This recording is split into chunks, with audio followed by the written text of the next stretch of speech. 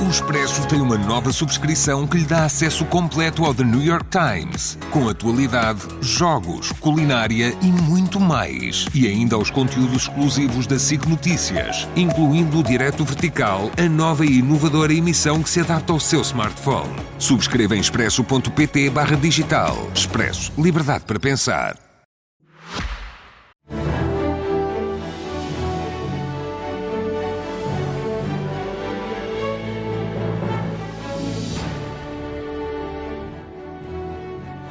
Boa noite, bem-vindos ao Expresso da Meia-Noite, um programa feito semanalmente em colaboração entre a SIC Notícias e o Semanário Expresso.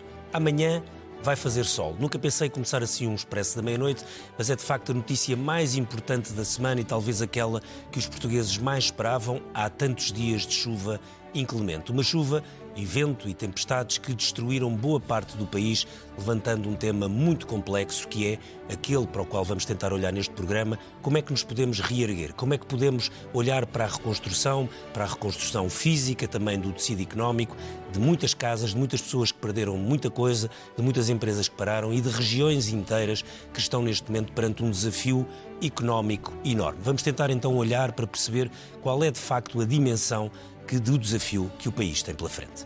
Para este debate convidamos Castro Almeida, que é Ministro Adjunto da Economia e da Coesão Territorial, António Costa Silva, ex-Ministro da Economia, Armindo Monteiro, que é Presidente da CIP, e o José Carlos Ferreira, que é Geógrafo e Professor de Engenharia Ambiental na Universidade Nova de Lisboa.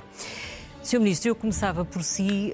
O país habituou-se nos últimos tempos a ouvir falar de superávit, contas públicas muito saudáveis, pleno emprego, a economia a crescer acima da média europeia.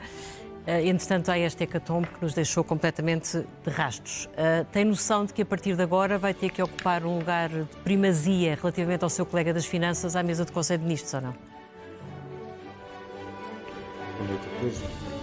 Bom, lá ver. As finanças e a economia não têm que ser adversários. Ambos estamos, finanças e economia, ao serviço das pessoas, do rendimento das pessoas e do bem-estar das pessoas. Agora, e portanto não tem que haver aqui nenhuma antinomia. Vale a pena dizer que esta coisa das contas certas, do equilíbrio orçamental, não é o fim em si mesmo. E ainda bem que o país está com contas certas, porque as contas certas são exatamente para criar condições para poder dar resposta às necessidades das pessoas em períodos de grandes dificuldades. Não vai chegar para pagar isto. Onde é que vamos arranjar dinheiro para pagar isto? Temos que arranjar dinheiro, evidentemente, e vamos procurar manter as contas certas na medida do possível. Mas as contas certas não são um fim em si mesmo.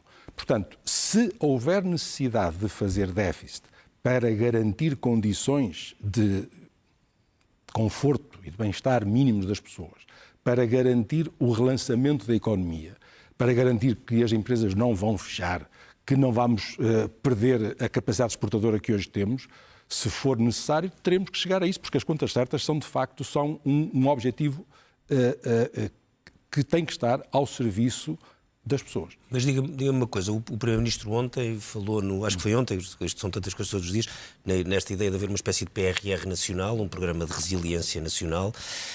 Para se constituir isso, vão recorrer provavelmente a várias componentes financeiras, mas a minha questão é, tentar fazer uma reprogramação dos fundos comunitários e de tentar ir buscar, dinheiro a outras fontes para construir essa bazuca nacional, para usar a mesma expressão pela qual o programa europeu ficou conhecido? Vamos lá ver. Em primeiro lugar, nós temos que fazer aqui um reajustamento, uma reprogramação. Do atual PRR. Justifica-se fazer isso, é mesmo imperioso fazer isso. Vamos fazê-lo porque algumas obras que estão em curso não vão poder ficar concluídas dentro do prazo. Houve construções que foram abaixo, que ficaram impedidas, empreiteiros que abandonaram obras noutras zonas do país, no Algarve ou em Trás-os-Montes, para virem para a Leiria, para a Marinha Grande, etc. E, portanto, vamos ter que fazer aqui um ajustamento no PRR. E isso vai libertar dinheiro que vamos ter que aplicar, parte dele justamente na recuperação das infraestruturas da zona centro do país e na recuperação das empresas especialmente afetadas. Portanto, há aqui uma reprogramação do PRR que vai justamente beneficiar esta zona centro do país. Mas temos tempo para adiar aquilo que era a execução programada do PRR? Não, não vamos ter possibilidade de usar mais tempo para executar o PRR. Vamos ter que fazer ajustamentos no conteúdo do PRR, deixar cair algumas obras, mas quero também tranquilizá-lo no seguinte: onde vamos ter grandes dificuldades é nos centros de saúde. A quantidade de casas que estavam previstas no PRR... Não para. As 26 mil casas vão ser construídas. As 75 escolas vão ser construídas. Onde temos maiores dificuldades é mesmo nos centros de saúde.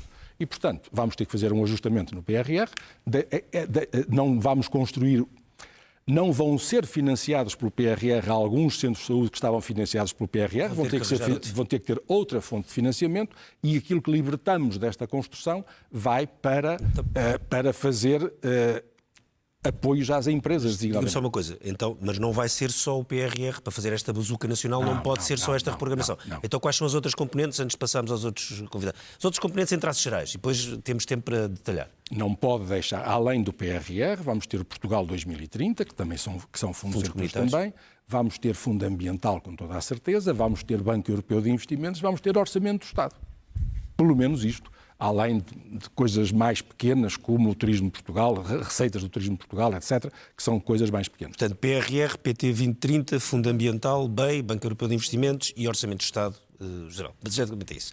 Pronto, perguntar aqui agora ao António Costa e Silva. Enquanto Ministro também apanhou com vários problemas, mas não com um problema desta natureza. O conhecendo bem o território e o nosso tecido empresarial e a questão das exportações, o desafio que nós estamos é um desafio muito grande, que vai para além daquilo que nós estamos a ver nas imagens de televisão ao longo destes dias todos, nomeadamente para cadeias exportadoras, cadeias produtivas, etc. Ou não? Sim, eu creio que vai muito além disso tudo. E, se me permitirem, eu gostava que fizéssemos também uma reflexão estratégica sobre tudo o que aconteceu e sobre uma questão que é crucial. Portugal é dos países do mundo mais exposto às alterações climáticas. E as alterações climáticas são o grande problema do nosso tempo. Estamos muito distraídos. Temos um presidente dos Estados Unidos que é um negacionista, ainda agora reviu completamente a legislação, que sustentava toda a legislação para a luta contra as alterações climáticas nos Estados Unidos, mas nós não podemos esquecer o que é que está a passar no nosso país e no mundo. Portugal é um país, como sempre tenho dito, que tem um defeito crucial ao nível da organização do território. Nós somos um país litoralizado. Na faixa litoral temos 75% da nossa população vive toda. 80% do PIB nacional. E o que é que se passa? Se nós não descentralizarmos o crescimento da economia, nós vamos ter sérios problemas no futuro. E porquê? Porque 25% da costa portuguesa já está sob erosão. Isso está relacionado com as alterações climáticas. Nós temos uma frente atlântica gigante para o tamanho do país e o oceano está a mudar. O que é que se passa com o desaparecimento de milhões e milhões de quilómetros quadrados, quer de gelo, quer no Polo Norte, quer no Polo Sul? O gelo é um estabilizador do clima da Terra, portanto ele reflete parte da radiação solar que incide no nosso planeta. Quando desaparece o gelo, o aquecimento dos oceanos é incontornável. E o que é que se passa quando o oceano aquece? Portanto, são massas extensas de água, elas expandem-se termicamente. E todo o sistema costal português estava a trabalhar num regime que chamamos de regressão, que tendia a estabilizar a linha de costa até a última década do século passado. A partir daí passou a trabalhar em transgressão. E é por isso que nós temos uma erosão cada vez maior. Mas há outro problema que é fulcral. Há um projeto internacional que é o Argo. Quando era Ministro da Economia, tentei que o país aderisse a esse projeto e o IPMA hoje participa. E o projeto Argo é um projeto internacional em que eles põem boias com sensores no oceano. Essas boias descem e sobem até 2.000 metros de profundidade e dão toda a informação que nós precisamos sobre o oceano. Pressão, temperatura, volume de oxigênio, volume de recursos biológicos, acidificação e tudo. E o que é que se passa? A maior descoberta deste projeto é que nas últimas 3 décadas nós temos nos 3 metros da camada superficial do oceano, deixamos acumular energia calorífica que é equivalente a 1.000 milhões de vezes a energia que foi deflagrada nas bombas de Nagasaki e Hiroshima. E é isto que explica os acontecimentos que estamos a vivenciar aqui. Imagine a camada superficial do oceano muito aquecida, contacta com a massa de ar, e sobretudo se for o mar úmido, nós temos depois aquilo que gera os rios atmosféricos. Os rios atmosféricos são autoestradas de vapor de água. e a massa quente vai rapidamente para a atmosfera e tem atingido o território português. E, portanto, a meu ver, e eu tinha isso muito bem proposto quando fiz a visão estratégica, mas infelizmente depois esse projeto não foi à frente. Eu acho que nós temos excelentes organismos, como ainda se verificou, resposta. Nós temos o IPMA, que faz a modelagem climática. Quando era ministro tentei lutar e conseguimos, para reforçar todos os meios de modelagem matemática. Temos a APA, que está a fazer uma gestão excelente de todas as bacias hidrográficas, mas nós precisamos, como eu propus nesse plano, nós precisamos de construir um centro nacional de gestão de riscos e de gestão das catástrofes naturais. Então o que é que falha? É a classe política portuguesa a nível central e local? Não, eu acho que nós estamos numa situação tão difícil e a consternação no país é grande. Eu penso que a classe política está a fazer o que é possível. É evidente que nos primeiros dias o próprio governo e muitas das organizações provavelmente não se terão apercebido da dimensão da catástrofe. Mas nós, se não fizermos isto... Não diga resposta agora a este problema. É se há uma falta de capacidade de prevenção e de resposta e de preparação, até em termos de investimento público, praticamente tem sido inexistente nos últimos anos.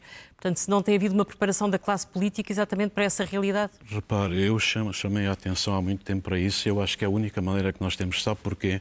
Porque houve acidentes. Qual é a única maneira? A única maneira é construirmos isso e compreendermos os riscos. Quando foi o desastre de Fukushima no Japão, em 2011, as Nações Unidas lançaram um grande projeto, que é conhecido como portanto, a arquitetura de Sendai. Fizeram uma reunião em 2015 em Sendai, como é que o planeta vai lidar com as catástrofes naturais. E a primeira questão é compreender os riscos. Nós temos que ter, e nós temos hoje a nível dos gêmeos digitais, se construirmos este centro, nós temos um supercomputador em Braga, e este centro, o que é que significa os gêmeos digitais? É nós capturarmos todos os dados que existem.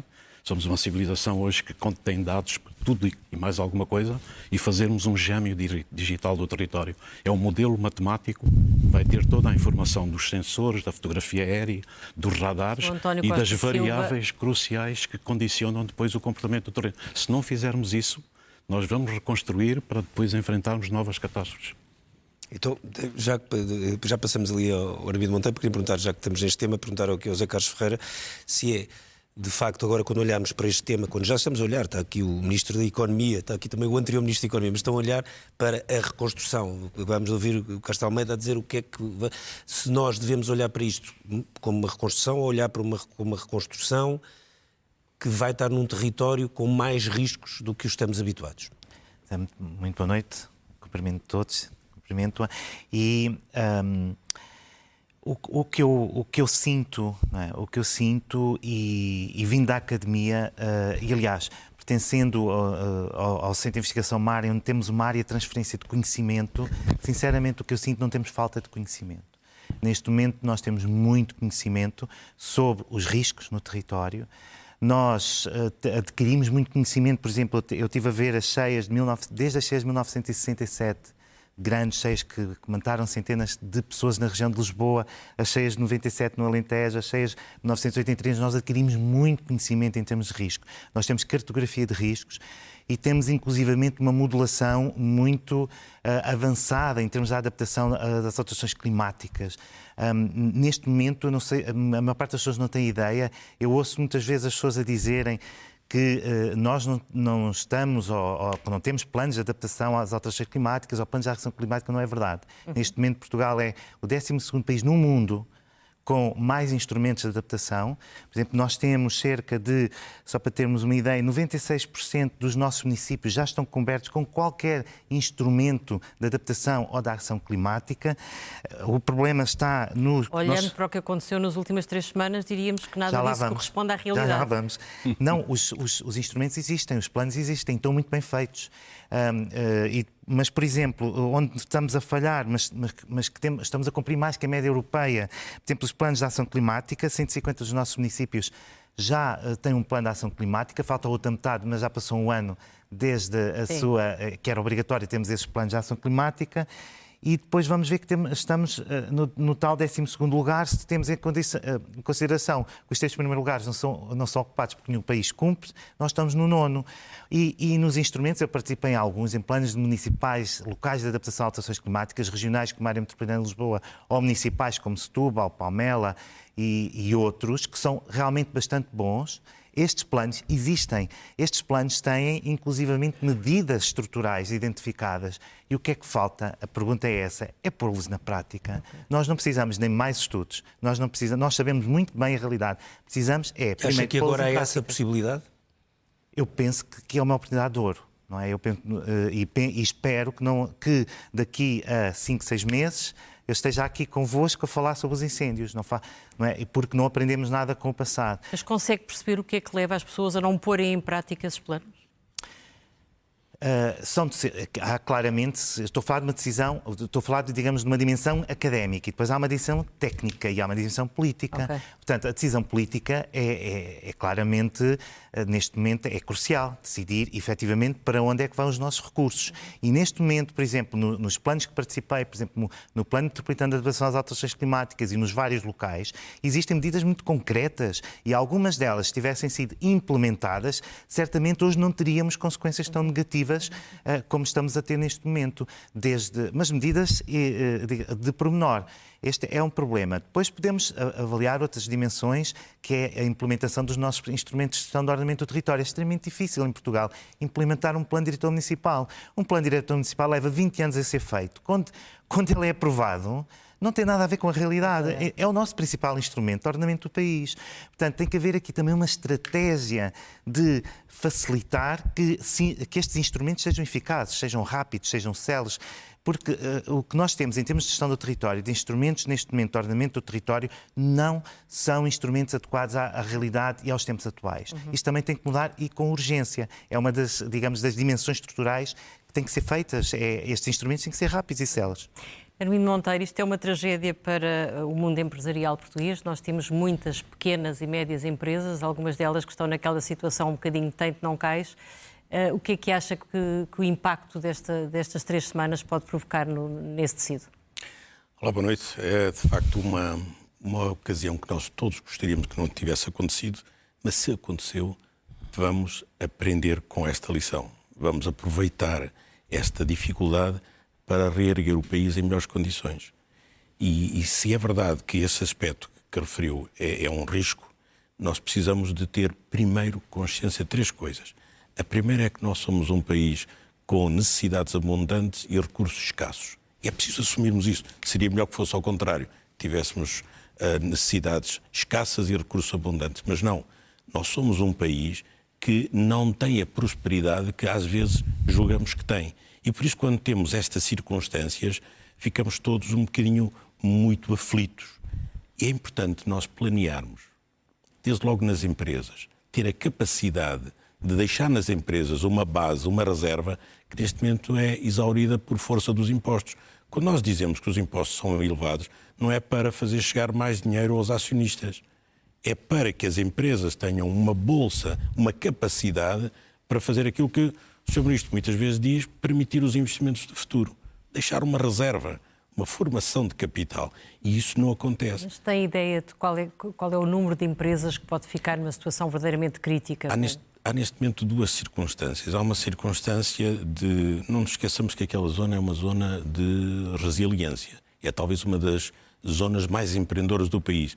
Uma zona que não está nada habituada a viver de mão estendida. Leiria, Coimbra, Figueira da Foz, Marinha, não estão habituados a viver de mão estendida. Estão habituados a montar os seus negócios, a fazer crescer, a ser uma base de criação de rendimento familiar. Gosto de utilizar uma palavra que é o sustento. Significa que é o rendimento mesmo da família. E essas empresas vão redescobrir a energia suficiente para serem ainda melhor que são neste momento. Isso não tenho dúvida. Agora, há um grupo de empresas que é preciso termos bem a noção que estão, porventura, mais debilitadas. Porque estão a viver num mundo cuja imprevisibilidade não existia há 30 ou 40 anos, era bem mais previsível, num mundo onde a capacidade, a idade dos empreendedores não é a mesma, e conta muito. É diferente ser empreendedor aos 30 ou ser empreendedor aos 70, numa altura em que já se procura, porventura, a passagem de testemunho, e ter que recomeçar tudo, por vezes é mais difícil recomeçar que começar. E este aspecto, esta parte do ânimo, é importante que também esteja muito presente. Os apoios que o Governo anunciou para o tecido empresarial vão ao encontro das necessidades? É que fala-se muito em empréstimos. Isso implica um endividamento das próprias empresas? Nós teremos, desde logo, eu respondo, mas deixe-me primeiro aquela questão que eu estava a tentar dizer. Uma é que nós, de facto, temos esta consciência que temos capacidade para suprir tudo. Os governos não resistem à tentação, e não estou naturalmente a falar deste governo, não resistem à tentação de criar um pouco esta ideia do Estado de Providência, capaz de resolver o problema de todos. Mas numa situação destas o Estado tem que intervir, não é possível? Tem que intervir necessariamente, mas é importante nós tomarmos uma consciência. Nós temos uma produtividade baixa, temos uma capacidade baixa de criar riqueza. Isto é importante. Se nós tivermos uma capacidade maior de criar riqueza, também não precisamos tanto desse apoio do Estado. O problema é que nós lidamos nos mínimos. E se não tivéssemos esta limitação de lidar nos mínimos, dispensaríamos mais os apoios do Estado. E isso é importante, porque o Estado, à maneira habitual. Mas nesta zona, desculpe só interromper, nesta zona há seguramente empresas de alta produtividade, há outras de baixa e outras de alta. Por isso é que, mas se uma empresa é devastada, se voa a nave, se ficou com a maquinaria incapacitada, digamos que, por mais produtiva que seja, pode não ter capacidade de resposta. Claro que sim, mas para além dos investimentos para a recuperação das empresas, é importante, as empresas que precisam, que o Estado recupere o investimento público. Sim. Há um investimento público que tem a ver com as infraestruturas, com as estradas, com a eletricidade, com as vias de comunicação, com tudo. E essa parte é fundamental que o Estado faça a sua parte. Os empresários, naturalmente, que precisam desse apoio, e não me esqueci de perguntar há bocado, têm muito crédito e pouco cash. E é importante que haja essa generosidade no país, porque nós não podemos perder aqueles postos de trabalho e transformá-los em subsídios de desemprego. Esse risco existe, porque são zonas onde estas empresas foram afetadas, são o principal empregador. E aqui é importante porque não empregam às vezes empregam a família toda. E também não nos esqueçamos que muitas empresas são sociedades por cotas. O património pessoal confunde-se com o património empresarial. Não há uma distinção. E neste caso, em concreto, muitas vezes ruiu a fábrica, ruiu a casa, ruíram as infraestruturas e, portanto, não é uma situação fácil. Por isso, os apoios que os empresários precisam neste momento é que sejam descomplicados, sejam céleres e sejam os adequados. Os adequados, vimos da parte do Governo uma disponibilidade para os ajustar, para ter aqui uma sintonia mais fina.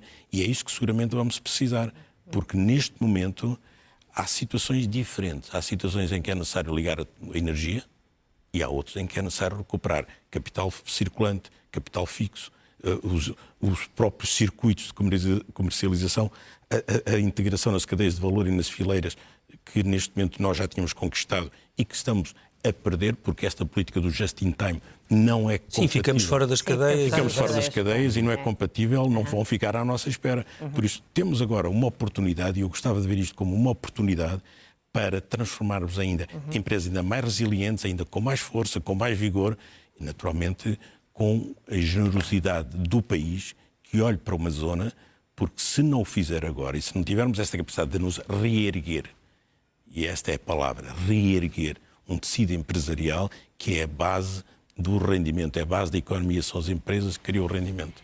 Sr. Ministro, o Primeiro-Ministro falou de um verdadeiro projeto de reconstrução nacional. Do ponto de vista político, o Governo também encara isto como uma oportunidade, porque, apesar de tudo, neste contexto, é menos provável que hajam grandes guerrilhas políticas. Vivimos isso quando foi, por exemplo, a pandemia. É normal que o próprio Partido Socialista acabe por estar mais disponível para alguns encontros com o Governo. Vocês veem aqui uma oportunidade política? Ângela, este PRR português que o Primeiro-Ministro anunciou tem uma dimensão estrutural e estratégica de longo prazo, uma visão de longo prazo, mas antes disso eu tenho que fazer notar que o futuro para muitas pessoas da região centro do país, o futuro é amanhã. Porque há muita gente que ainda está sem eletricidade, sem comunicações, sem água. Pessoas que olham para a fábrica e a fábrica está destelhada e têm medo do que é que lhes vai acontecer. E por isso nós temos que atacar os problemas da emergência que neste momento existe. E de facto esta situação foi de uma gravidade excepcional. Verdadeiramente foi uma pandemia que aconteceu naquela região do país foi uma pandemia climática que se abateu sobre esta região. E, como tal, e o Governo tem que olhar para esta região com uma atenção enorme. E eu estou convencido que o Governo está a fazer a sua obrigação. Tomamos medidas, dezenas de medidas, em favor das pessoas e das empresas. Estamos a falar de dezenas de medidas e estamos a levá-las para o terreno também com uma rapidez que não é normal. Não é mesmo normal. Embora o país lembra-se, por exemplo, quando aconteceram os fogos em 2017, passado uns anos em Pedrógão, ainda havia muita gente a queixar-se que não tinha recebido os apoios prometidos e agora já há pessoas a dizer que têm dúvidas, por exemplo, sobre o layoff simplificado. O Governo primeiro dizia que os salários eram pagos a 100%, agora dá a impressão que são 2/3. Quer dizer, há sempre um bocadinho a dúvida se aquilo que é anunciado a quente no momento da tragédia, se depois não se dilui com o passar dos tempos. Mas vamos lá ver. Este Governo tem procurado cumprir aquilo que promete. Nos incêndios de 2024 aqueles apoios dos 10 mil euros estão integralmente pagos. Nos de 2025 não estão integralmente pagos porque houve pessoas que só vieram em dezembro e em janeiro pedi-los e porque, em alguns casos, as câmaras mostraram dificuldade em ir fazer as vistorias no local. Mas o dinheiro existe, está nas comissões de coordenação para fazer os pagamentos. São dificuldades que neste caso, até são mais dos municípios que não conseguem fazer os levantamentos. Portanto, mas deixe-me dizer-lhe, neste caso aqui, nós tomamos dezenas de medidas e estão a ir rapidamente para o terreno. O caso que me parece o mais flagrante é o da recuperação das casas. As pessoas há um apoio de até 10 mil euros para a recuperação das casas de primeira habitação, das casas da residência permanente. E houve 9 mil pessoas já a pedir apoio para este tipo de obras e já começaram a chegar às pessoas o primeiro dinheiro.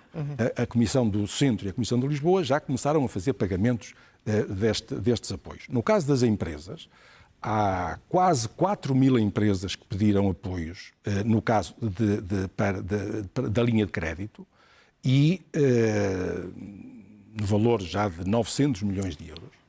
E centenas de empresas já têm o dinheiro na conta. Isto foi ao fim de 15 dias, já as pessoas tinham dinheiro na conta. Começaram a ter, atenção que não é toda a gente, isto vai demorar algum tempo, mas começaram a ter dinheiro na conta ao fim de 15 dias. De facto, é uma rapidez nunca vista. Agora, há aqui um ponto que é muito importante. Uma coisa é restaurar os prejuízos. E você tinha, por exemplo, um telhado de uma fábrica em chapa e agora é suposto não pôr em chapa. Nós vamos incentivar as empresas a, na sua recuperação, na sua reconstrução, fazerem um upgrade. Sim, fazerem um efeito. E para isso estamos a fazer, vamos lançar agora, justamente com o dinheiro do PRR que estamos a reafetar, vamos lançar por estes dias um novo concurso só para as empresas desta zona de calamidade, para que possam fazer um upgrade, para que possam ser mais fortes nos investimentos que vão fazer para a recuperação, para não irem fazer mais do mesmo, para fazerem com uma resistência, com uma resiliência superior àquilo que existia anteriormente. Dr. Costa Silva, na primeira pergunta acabou por responder para um tema seguramente muito importante, que é o que explica o que nos aconteceu. Agora, olhando para a frente e olhando para esta perspectiva mais económica e tendo conhecido bem esta região, estamos a falar de pelo menos 4 mil empresas, o desafio económico é muito grande ou não? É um desafio muito grande, é uma região extraordinária do país que tem grande capacidade de empreendedorismo empresarial, tem uma indústria que para mim é crucial e que é sobretudo baseada ali, que é a fabricação de componentes para a indústria automóvel. Isso é sobretudo na Marinha Grande, não é? Marinha Grande, Leiria, o eixo que vai de Leiria até Aveiro. Aliás, há uma agenda do PRR que é liderada pela Palbit, que é para renovar todo este setor. Eles já estão a fazer peças multimateriais, peças estruturais. E isso agora pode ficar posto em causa ou não? É fulcral, aquilo é um motor da economia nacional. Reparem, em 2022 foi o primeiro ano que eu estive no Ministério. O setor que veio à frente não foi o turismo, foi a indústria metalomecânica, a fabricação de máquinas e equipamentos, com 23 o setor que veio à frente nas exportações. Nas exportações, logo a seguir foi o turismo, com 21,1, e o terceiro foi foi este setor, a fabricação de componentes para a indústria automóvel. É aquilo que normalmente chamamos os moldes ou é mais do que isso? Não, é moldes e muito mais do que isso. Os moldes é um dos componentes e, portanto, as empresas de moldes são fulcrais aqui. E os números não vão ser muito diferentes. Portanto, na nossa estrutura económica, sobretudo de exportações, em primeiro lugar temos a indústria metalomecânica, em segundo o turismo. Sim, isso vai variando, mas às vezes só porque muitas vezes nós falamos só do turismo e esquecemos que no PIB e sobretudo nas exportações, quer o peso da metalomecânica, quer o peso das componentes automóveis é enorme no nosso perfil de exportações. Continua a ser assim. A capacidade desta indústria não tem hoje um carro a circular na União Europeia que não tenha pelo menos um componente feito em Portugal. Nós somos o terceiro maior produtor europeu nos componentes e somos o 8º do mundo. Este setor é um setor que cresce 3-4% ao ano. Gerou o último ano 14,7 mil milhões de euros, corresponde a cerca de 5,2% do PIB nacional. Sim, mas o maior drama nesta situação é de empresas mais pequenas, não é propriamente um setor como esse. Eu penso que o Sr. Ministro dará toda a atenção a este setor, o dos moldes, da fabricação de componentes para a indústria automóvel, é crucial, mas é muito importante não só existirem linhas de crédito, como a Ângela está a dizer, as linhas de crédito, depois as empresas endividam-se. E nós temos que rapidamente repor a capacidade produtiva. Isso é absolutamente vital para eles poderem retomar. Eu creio que o primeiro trimestre vai já estar afetado do ponto de vista do crescimento da economia, mas é possível recuperar a seguir se não mediar muito tempo para a paragem das empresas. E, portanto, esse aspecto é um aspecto que me parece crucial. Depois, tinha aqui alguns outros pontos, se me permitirem, que têm a ver com o seguinte: falamos muito do conhecimento e falamos muito dos planos. O país está cheio de conhecimento e está cheio de planos. O que é que falta aqui? É por isso que eu falei neste Centro Nacional. Nós precisamos de liderança, organização, coordenação e planeamento. E atenção, os ingleses têm uma frase extraordinária. Eles dizem failing to plan is planning to fail. Portanto, se a gente falha no planeamento, estamos a planear o falhanço. E nós estamos repletos de planos, mas não há uma dinâmica e uma liderança e, sobretudo, há uma falha completa na administração do território que nós deixamos acumular durante anos. Nós não temos níveis intermédios exatamente, que, nas situações difíceis, sejam capazes de atuar. Veja o caso de Coimbra. Temos uma autarca extraordinária, Ana Brunhosa, que foi minha colega no 23º Governo Constitucional. Aproveito para cumprimentar, assim como as pessoas de Coimbra e também antes foi Presidente da CCDR, nomeada aqui por ela tem toda a experiência. Mas ela, como tem essas experiências, reparem que na terça-feira ela toma a iniciativa de reunir com o Presidente da Câmara de Montemor e de Soura para fazer o plano de evacuação das 3 mil pessoas. E depois tem uma estrutura da Proteção Civil que está muito já muito toldada nestas questões e, portanto, eles reagiram de forma impressionante. Mas aí agora, não foi uma estrutura intermédia, aí foi uma autarca com grande experiência e que soube atuar. Mas no nível quando tem vários municípios, quem é que vai decidir? E não pode ser o Governo Central a tomar conta de tudo. E eu acho que na administração do território é fulcral repensar a administração do território, é repensar tudo o que é a construção. Repare que as infraestruturas críticas, nós durante anos e anos, o Governo em que participei inclusive, nós abdicamos do investimento público em Portugal.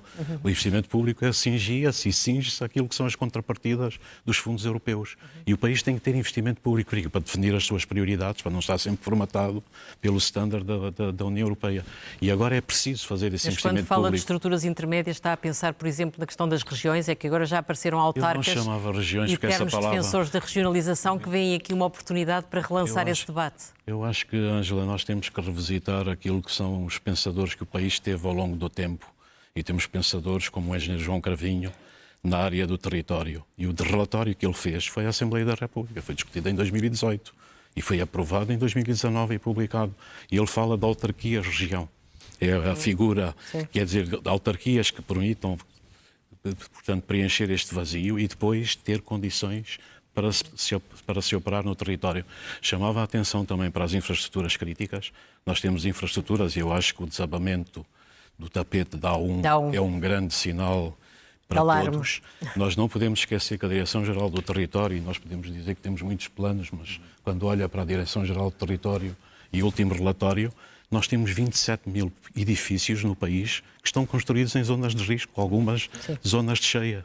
E eles chamam a atenção que nós temos 186 freguesias em que todo o edificado está exatamente colateral, coincide com o material combustível. Portanto, nós não temos, de facto, ao nível do território, um território como deve ser, que tenha sido bem pensado e bem organizado. Depois temos o país litoralizado e nós temos que ter, a nível das infraestruturas críticas, a repensar na sua construção, repensar aonde é que vamos construir, e é por isso que este modelo, este gêmeo digital do território, é muito importante para sabermos quais são as regiões vulneráveis e retirar a construção daí. Se não fizermos isso, vamos continuar a repetir os erros do passado. Sr. Carlos Ferreira, queria perguntar, quando vimos aqui o Ministro Castro Almeida falar destes programas, que têm que ser rápidos, porque as ajudas às pessoas para reconstruírem telhados, às fábricas para reconstruírem as suas naves, os seus pavilhões, comprar equipamento, etc., nós temos que avançar, de facto, muito depressa.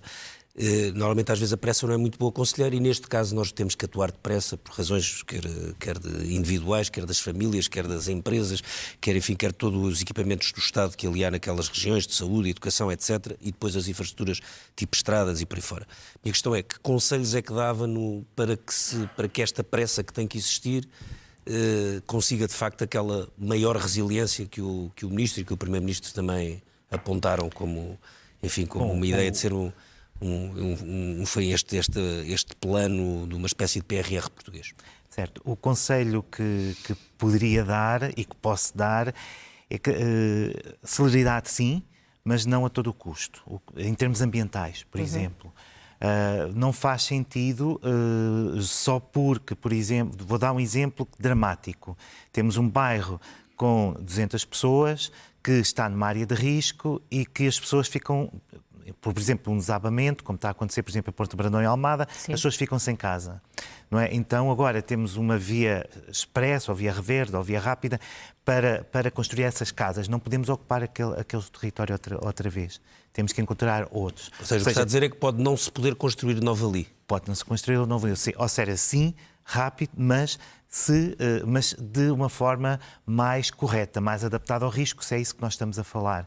E não se pode voltar a cometer os mesmos erros que no passado. Nós estamos numa fase de recuperação, de resposta ainda, não é? De emergência, e não começámos a falar da recuperação, é isso que nós estamos a falar aqui, como é que vamos fazer a recuperação para o futuro.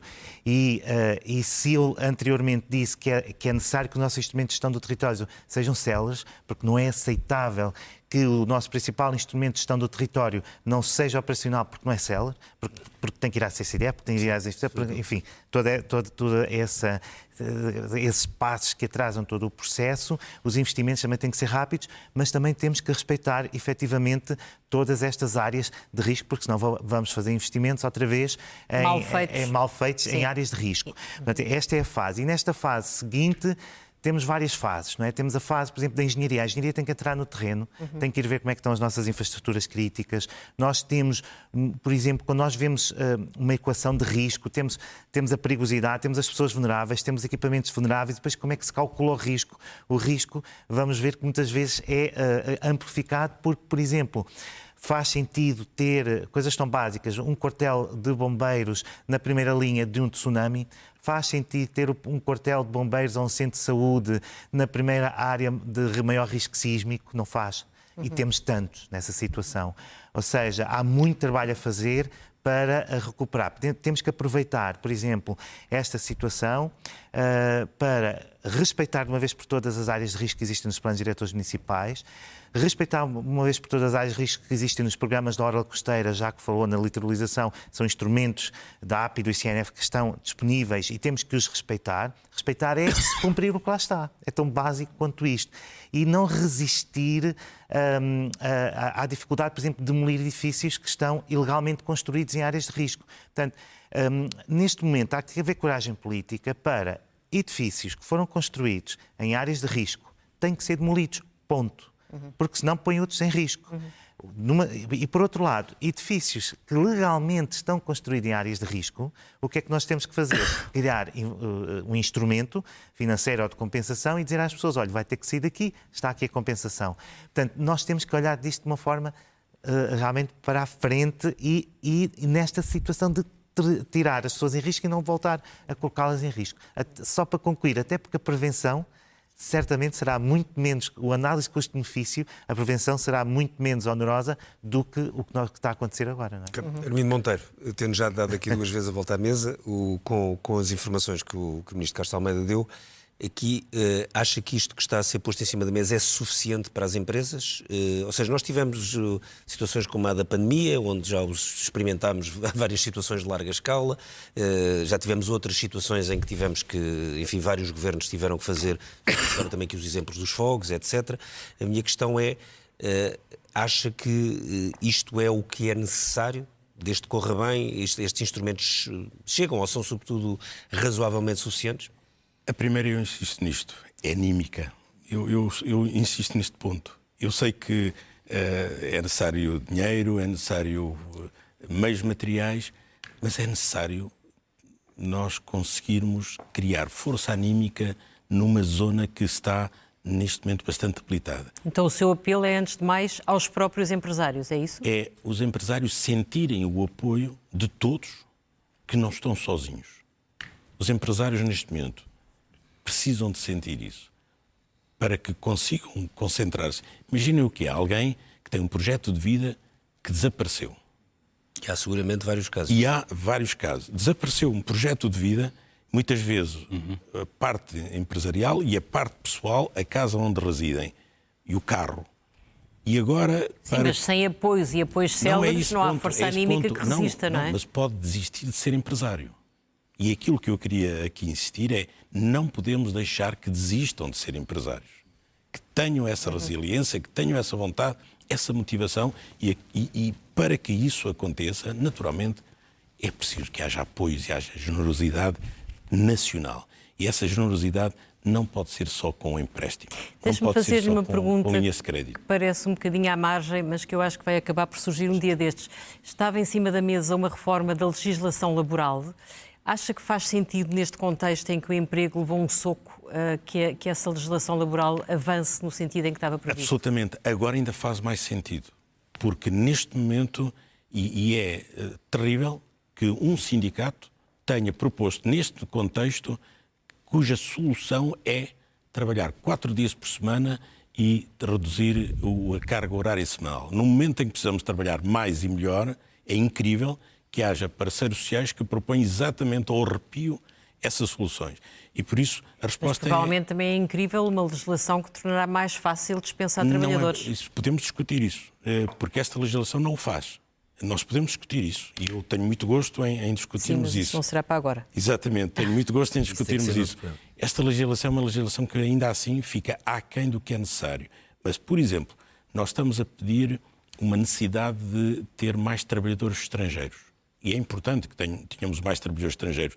Mas esta legislação, o Código de Trabalho atual, não permite que venham e que venham apenas para aquela missão e que depois possam retornar, como há outros países que já fazem isso. Isso nós temos na agricultura, etc.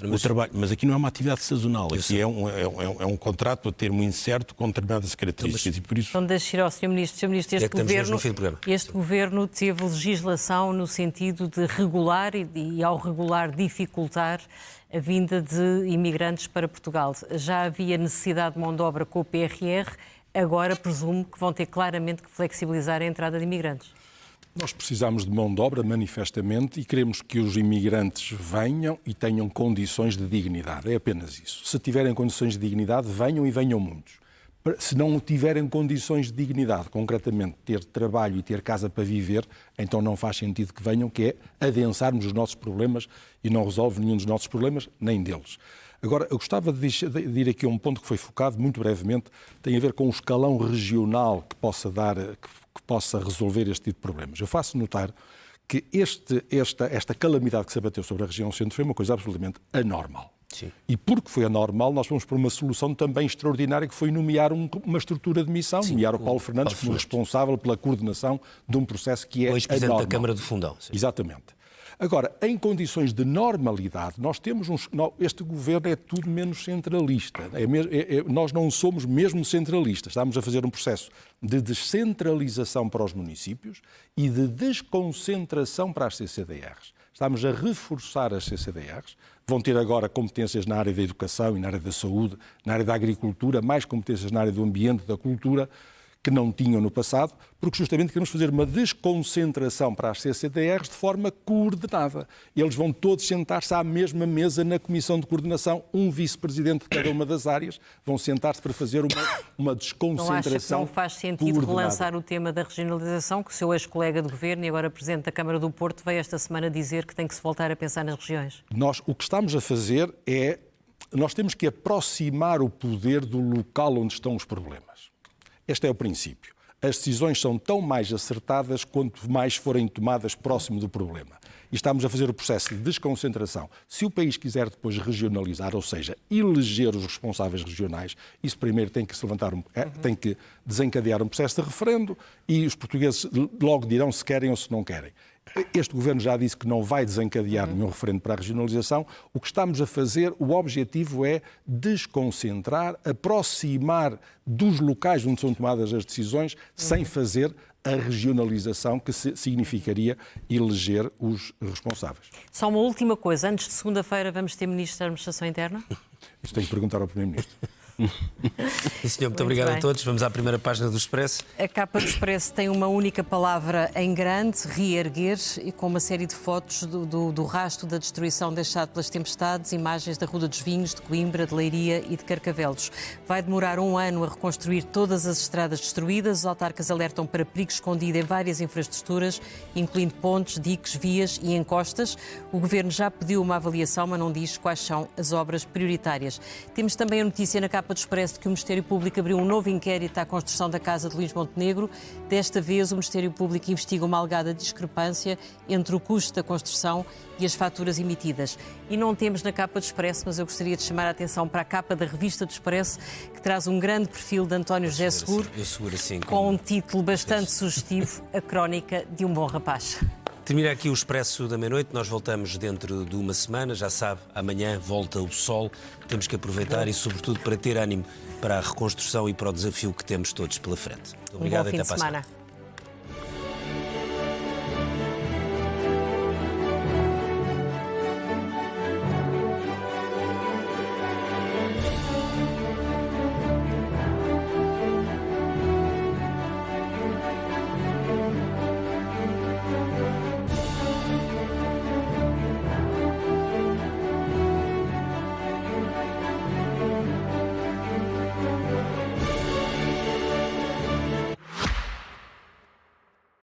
O Expresso tem uma nova subscrição que lhe dá acesso completo ao The New York Times, com atualidade, jogos, culinária e muito mais. E ainda aos conteúdos exclusivos da SIC Notícias, incluindo o Direto Vertical, a nova e inovadora emissão que se adapta ao seu smartphone. Subscreva em expresso.pt/digital. Expresso. Liberdade para pensar.